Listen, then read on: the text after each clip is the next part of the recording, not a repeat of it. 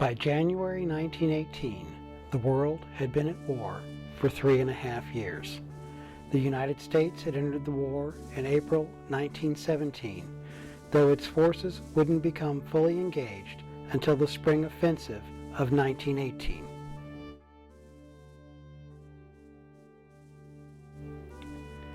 Back in the States, mobilizations were taking place across the country, and young men entered overcrowded, hastily constructed military camps dotted throughout the land.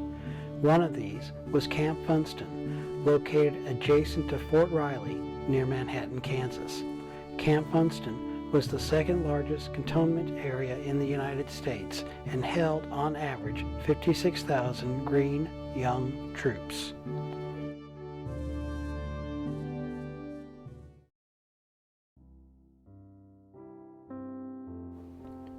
Over 280 miles to the southwest is Haskell County, Kansas. Evidence suggests that Haskell County was the origination point of the 1918 influenza outbreak that would eventually reach pandemic proportions. In late January and early February 1918, Dr. Loring Minor began seeing an abrupt increase in the number of flu cases in his county. Yet, unlike normal influenza, the onset of symptoms in many of his patients was very rapid and violent, sometimes even lethal. He reported the outbreak to the U.S. Public Health Service, but was offered no advice or assistance in return. Yet, as mysteriously as it had appeared, by mid-March it was gone, and life in Haskell County returned to normal.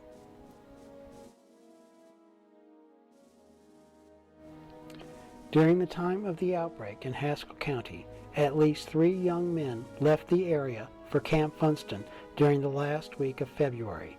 The winter of 1917-1918 had been an especially cold one in the area, and young soldiers not only suffered from overcrowding, but also inadequate heating and a lack of warm clothing.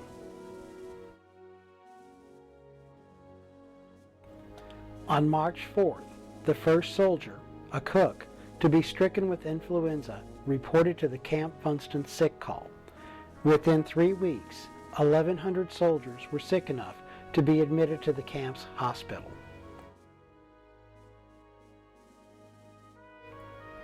As soldiers moved between Camp Funston and other camps, they took the influenza virus with them. By March 18th, influenza had surfaced at Camps Forest and Greenleaf in Georgia, and soon 24 of the 36 largest camps in the United States would suffer similar outbreaks. Yet, unlike the Haskell County outbreak, these outbreaks were generally mild. By early April, influenza arrived in Europe, courtesy of American doughboys arriving in Brest in France. By late April, influenza cases were being reported in Paris. By May, the outbreak reached Spain, where King Alphonse XIII fell seriously ill. As Spain was neutral during the war, the national press was not censored as it was in other Western countries, so there was no hesitancy in reporting on the outbreak there. Soon, the disease became known as the Spanish influenza or the Spanish flu. By June, the outbreak had become worldwide.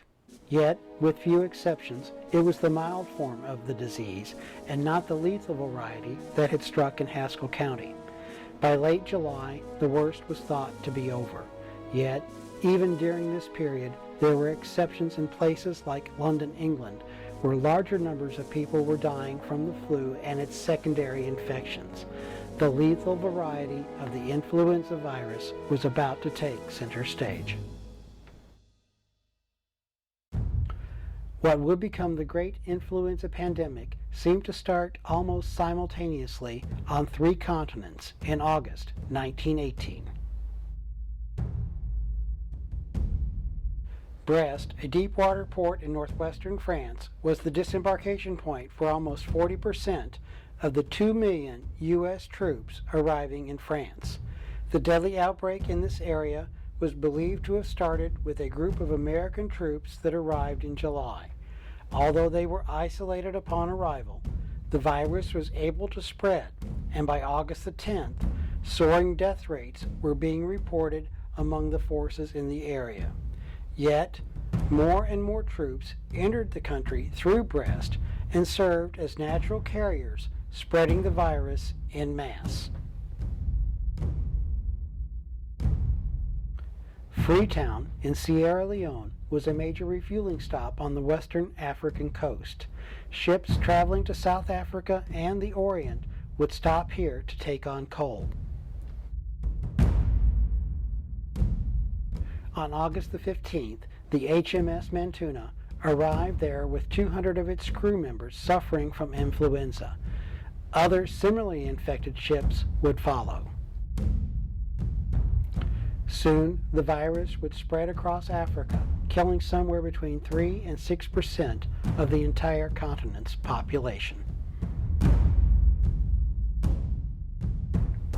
The deadly outbreak in the United States is believed to have originated at or near Boston. The U.S. Navy operated a receiving ship at the Commonwealth Pier in Boston Harbor. Not actually a ship, it was instead a barracks meant to house sailors waiting assignment to a new ship. By the Navy's own admission, conditions there were grossly overcrowded for the up to 7,000 sailors that transited through the facility at any given time. 2 sailors with influenza were reported to sick bay there on August the 27th. The next day, 8 more. The following day, the number increased to 58. A week before the outbreak at Boston Harbor, a similar event was occurring at Camp Devens, some 35 miles northwest of Boston. Built to accommodate 36,000 men, by September 1918 it housed some 45,000 plus soldiers in severely overcrowded conditions. On a single day, over 1,500 soldiers reported ill with the influenza virus. Soon, many were dying from a particularly deadly form of pneumonia. Patients would actually appear to turn a dark color because of cyanosis, a condition where a victim turns blue because the lungs cannot transfer oxygen to the blood. Writing to a friend, Army Dr. Roy Grist described the conditions at Devens.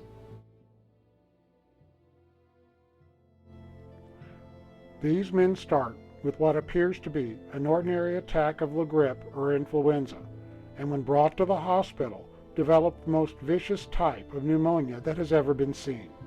2 hours after admission, they have mahogany spots over their cheekbones, and a few hours later, you can begin to see the cyanosis extending from the ears and spreading all over the face until it is hard to distinguish the colored men from the white.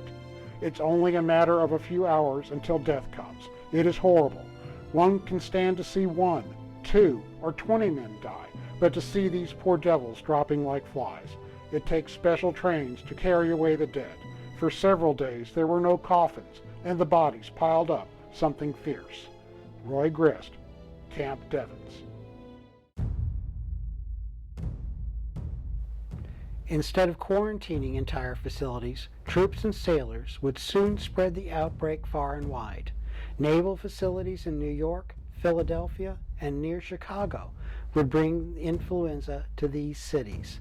Shipping would bring it to others, like New Orleans, where the virus could then spread up the entire Mississippi River Valley, infecting the cities and towns along its course.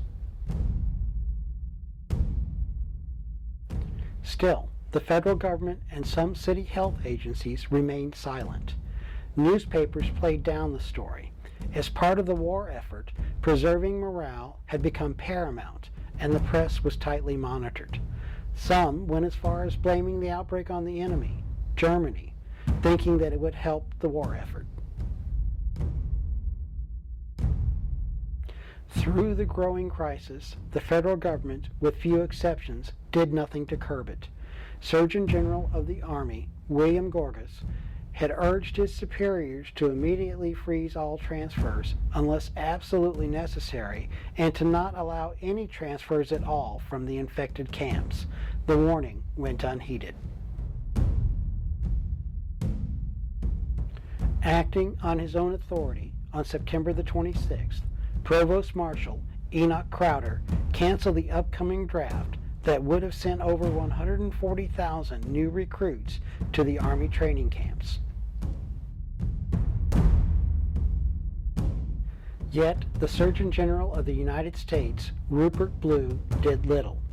Playing down the serious nature of the situation, the Public Health Service didn't make any public comment until September the 13th, and even then took no concrete steps to curb the growing pandemic. Deliberate or not, Blue again and again was quoted downplaying the increasing deadliness of the events now unfolding. Soon, however, the story would become too big to ignore. Although warned against allowing it, the director of Philadelphia Department of Health and Charities, Dr. Wilmer Cruzen, allowed a Liberty Loan parade to take place in his city on September the 28th. Thousands would march in the parade and hundreds of thousands would attend. The parade would stretch for at least 2 miles. The incubation period for influenza is 24 to 72 hours, and it was within this time period that the outbreak exploded in Philadelphia. On October 1st, 117 Philadelphians died of flu in a single day.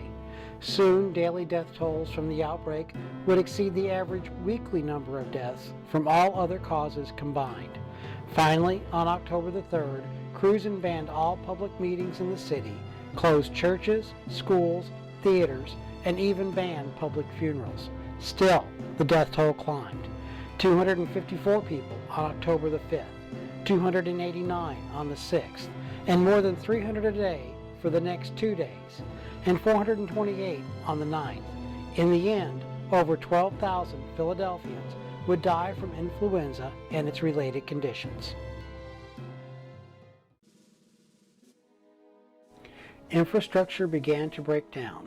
Industry came to a near standstill. Businesses closed, and undertakers who were overwhelmed with the bodies of the dead ran out of coffins. Even when a coffin could be found, families would often have to dig their own graves for their loved ones. Finally, the city started digging trenches to be used for mass burials. Sometimes they collected the bodies in trucks. So many people died, they were instructed to ask for wooden boxes and put the corpses on the front porches. An open truck came through the neighborhood and picked up the bodies. There was no place to put them. There was not room. Harriet Farrell, Philadelphia, October 1918. What happened in Philadelphia would play out in greater or lesser degrees in cities and villages around the world. In a time before it was known that influenza was caused by a virus, the best advice given was to avoid crowds, to use a handkerchief to cover coughs and sneezes, and to immediately seek medical attention should you become ill with influenza. Additionally, many took to wearing gauze face masks, called influenza masks by many. In reality, the masks provided little practical protection, but probably more so than the number of remedies that would soon come on the market that would either claim to relieve influenza symptoms or to outright cure them. Missouri's response to the influenza pandemic was mixed.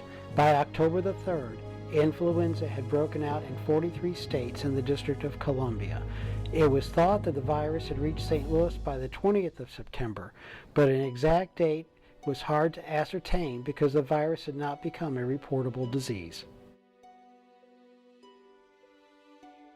Also on the 3rd, the Post-Dispatch reported the first influenza-related death in St. Louis, that of a 26-year-old bookkeeper named Alfred A. Jost.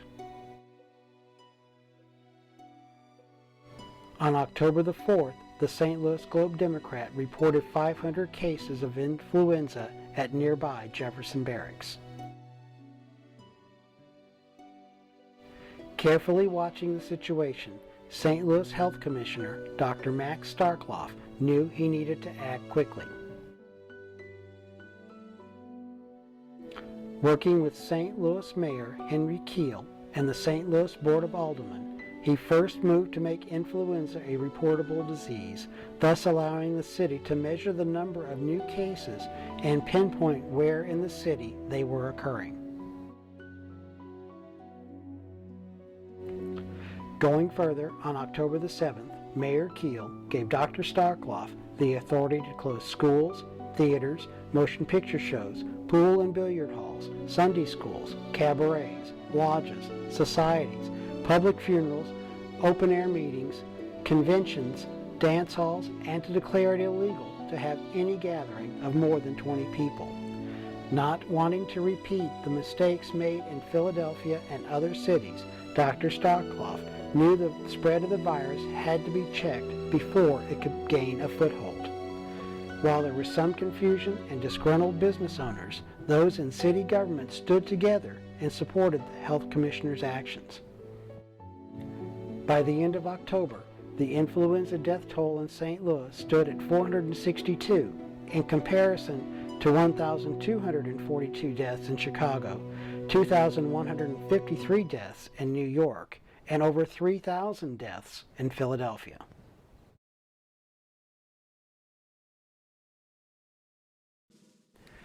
On the other side of the state, Kansas City issued a similar ban on public gatherings on October the 7th as well.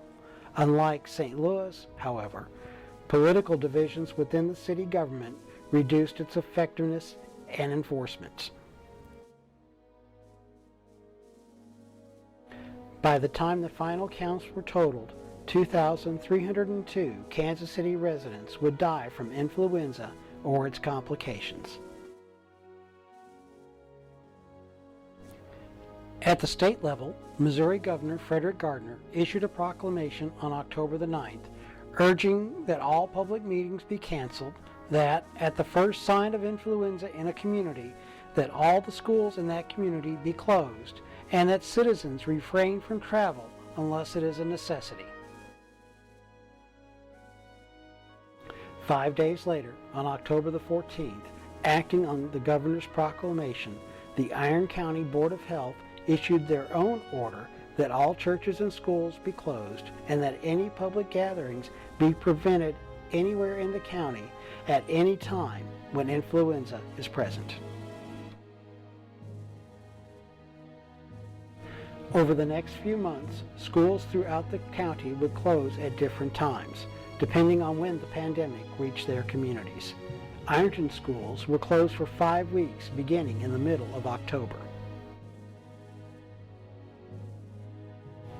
On October 16th, Ironton's mayor, J.L. Baldwin, made a public request that parents keep their children off the streets in an effort to help stop the spread of the virus.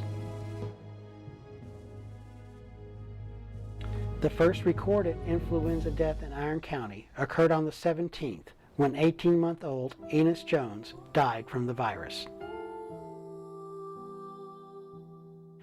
Over the next few months, the virus would reach nearly every part of the county. In November and December, it was particularly present in the southern part of the county, especially around Des Arc.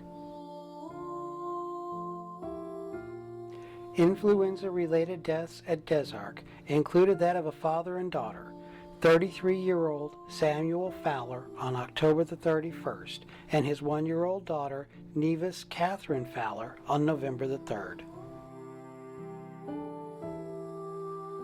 The Iron County Register reported 17 cases of influenza in Bellevue in early December, and by the early part of 1919, the virus was taking a particularly heavy toll in the northwestern part of the county, where multiple deaths were being reported.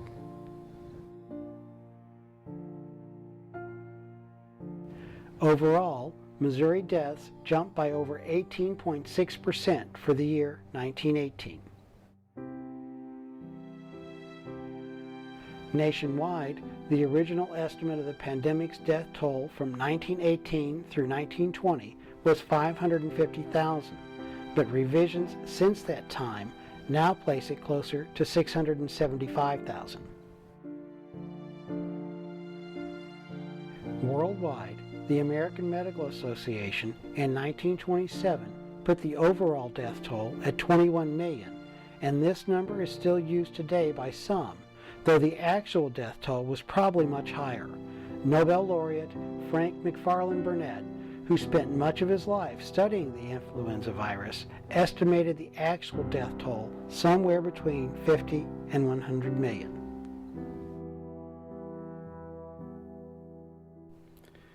Today, the influenza pandemic of 1918 through 1920 has been largely forgotten. Most of those who were alive at the time and remembered it are now gone. For a few, the memories live on in the stories passed down through the generations. Scientists still study the Spanish influenza pandemic today, and many of the breakthroughs in the prevention and treatment of influenza trace their roots to 1918.